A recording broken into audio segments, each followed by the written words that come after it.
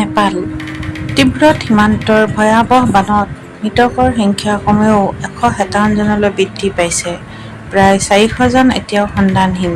হিমবাহৰ বৰফ, অভিলেঞ্চ আৰু তাৰ ফলত নদীৰ পানীৰ আকস্মিক ঢৌ এই দুৰ্যোগৰ সম্ভাৱ্য কাৰণ বুলি বিশেষজ্ঞসকলে কৈছে। ভাৰতীয় নাগৰিকো সন্ধানহীন। বিভিন্ন প্ৰতিবেদনত সংখ্যাটো 105ৰ পৰা অধিক বুলি উল্লেখ কৰা হৈছে। ভাৰতীয় দূতাবাসে সহায়ৰ বাবে হেল্পলাইন চলাইছে।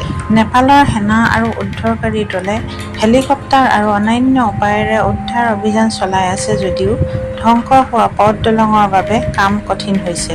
ৰাছুৱা জিলাৰ তিমুৰ আৰু শ্যাবকৈ বেছি অঞ্চল বিশেষভাৱে ক্ষতিগ্ৰস্ত হৈছে। ঘৰবাৰী, পথ আৰু দলং পানীয়ে উটুৱাই নিছে। বানত কেইবাটাও জলবিদ্যুৎ প্ৰকল্প আৰু বিদ্যুৎ আন্তঃগাঁথনি ক্ষতিগ্ৰস্ত হৈছে।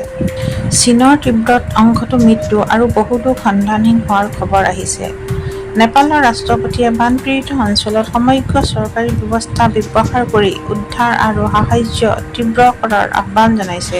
ক্ষতিগ্ৰস্ত অঞ্চলসমূহত আকৌ বৰষুণৰ সম্ভাৱনা থকাৰ বাবে উদ্ধাৰকাৰী আৰু স্থানীয় লোকক সতৰ্ক কৰা হৈছে। ভাৰত, চীন, আমেৰিকা আৰু ৱৰ্ল্ড বেংকে নেপালক সহায়ৰ প্ৰস্তাৱ আগবঢ়াইছে।